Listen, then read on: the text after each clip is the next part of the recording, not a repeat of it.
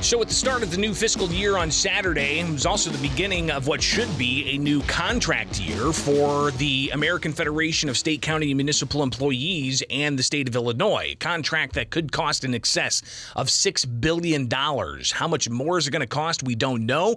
With the now July 6th, 6 days after the start of the new fiscal year, Governor J.B. Pritzker yesterday was asked about a tentative deal that was reached over the weekend. Here's the governor laying out some of those scant details as to how much more this is going to cost taxpayers. Do you have any general reaction to this tentative agreement? And can you say how much money was added to the budget for fiscal year 2024 to accommodate this agreement?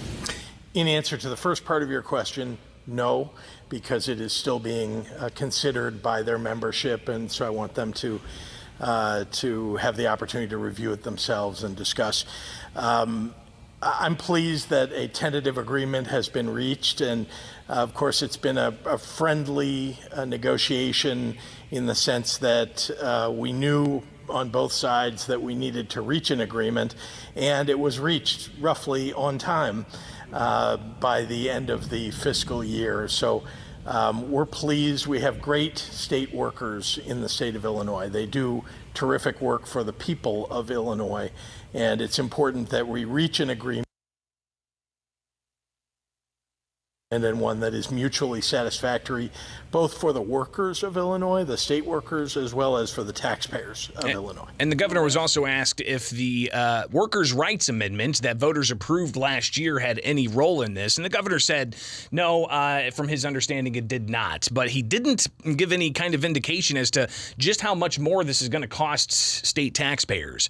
Miley Smith with the Illinois Policy Institute, she's their labor expert, and she reacted to this, ultimately saying that with no numbers, there's no way of knowing just how much this is going to cost the state's taxpayers moving forward. Unfortunately, not everyone gets to see it before it's final. It's the taxpayers who will be on the hook for any of the sweet deals that Pritzker hands to AFSCME's leadership. And one thing to also consider is the governor was endorsed by the AFSCME union. How does that play into this, and how much of the cost is going to be on taxpayers? Government unions in Illinois are heavy political players and particularly fund Democrat lawmakers and officials with their millions of dollars in political donations. And that, in essence, leaves taxpayers without representation at the table. So again, contract tentative deal reached could be in excess of $6 billion for all state employees, not just the AFSCME union. AFSCME so happens to be the largest union representing state employees. But overall, the staff costs for government in the state of Illinois is in excess of $6 billion. And how much more this is going to cost? It could be $300 million. And why this is important is if it goes and is more than what's allowed for in the budget, how are they going to make up that cost difference? You've got people concerned that this could lead to a call for some kind of tax increase after the first of the year, or even a push to bring back the idea of the progressive income tax. If you recall, they would have to amend the Illinois Constitution to change from the flat income tax to a tiered structure, charging more for those who make more money. That was an idea that voters rejected in 2020. But some worry that if the contract cost for state employees exceeds what's in the budget, then you're going to have a call for more tax increases. So obviously, these are all moving pieces that we'll be watching closely.